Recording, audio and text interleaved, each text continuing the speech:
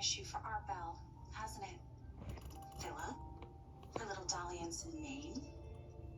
You know, I get so worried about Belle. She gets so restless when Sean's busy elsewhere.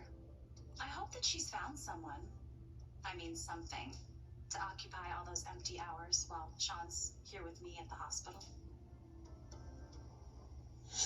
After the baby was born, I went to EJ's. Really? You stayed there? Mm-hmm. Yeah. And? And it was very comforting.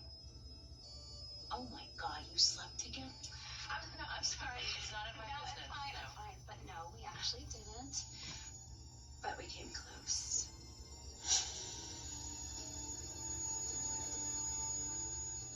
Maybe she could knit something for the baby. Sean was tricked into sleeping with Jan. That's not adultery. This is. No, it's not. You and Sean are legally separated. I'm not talking about a legal technicality. I'm talking about what marriage means, what commitment means. Damn it, Belle, what marriage? What commitment? He caved to that woman and basically told you that she's calling the shots, and you had nothing to say about it. Again, what marriage? That is abandonment. You weren't even living together, and he signed those separation papers willingly. You didn't have a gun to his head. He said that I filed those papers so that I could sleep with you. Maybe he's right.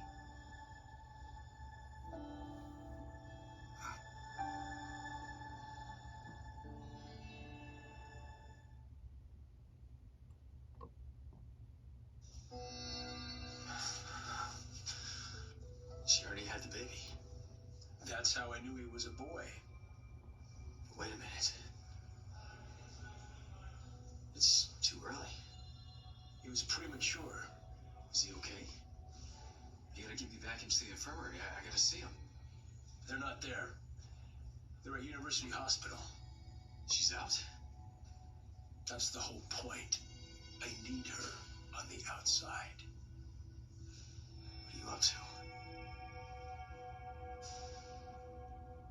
So if you're trying to save our marriage, you should be talking to Belle and not me. All right, the fact is, she has shut me out at every single corner. I mean, the fact that I thought I was making love to my wife, that meant nothing to her. Right? The fact that, Brady, I basically did nothing wrong, that meant nothing to her. So, like, if you're trying to help us, you should not be talking to me. You should be talking to your sister.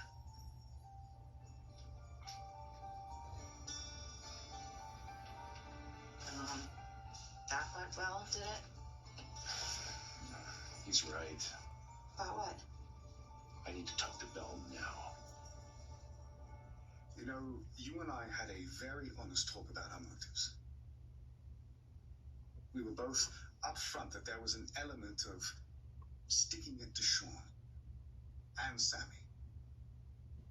But that was just an element. I've wanted you, Belle, for a very long time, and I know you feel the same. You do. Then let's stop talking about guilt, which is basically talking about them. I want this night to just be about us. I want to spend the night with you by my side, and I want your fabulous face to be the first thing I see when I wake up in the morning.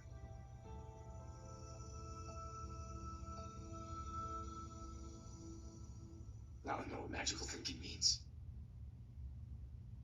I keep going back on my mind. Trying to rewind the tape so that we left the night before to go to Boston. Just like she wanted to before I talked her out of it. Come on, Jed. There's no way you could have known what would happen. Yeah, but I can still see it. Your dad's party. The kids running around like maniacs. Me freaking out. And Abby just laugh. telling me that there's nothing to worry about.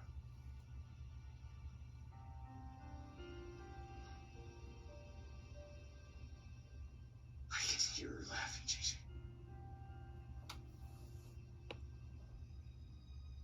I can see her. That smile.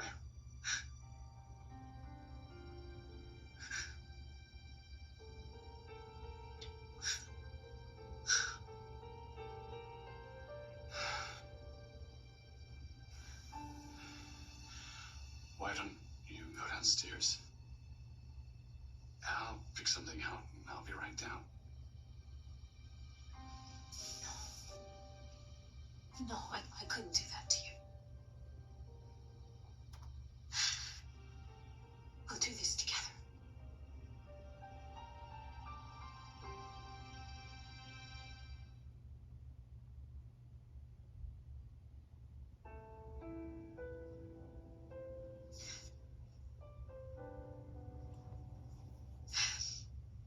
I was with her when she bought this dress on Newberry Street. She was staying with me because she and Chad were separated. She wanted to go to lunch, go shopping. Anything but mope around the house. She made me promise not to say Chad's name. When she saw this dress, she said, Chad would love me in this. And that's when I knew. She was ready to forgive him. And they were going to find their way back to each other.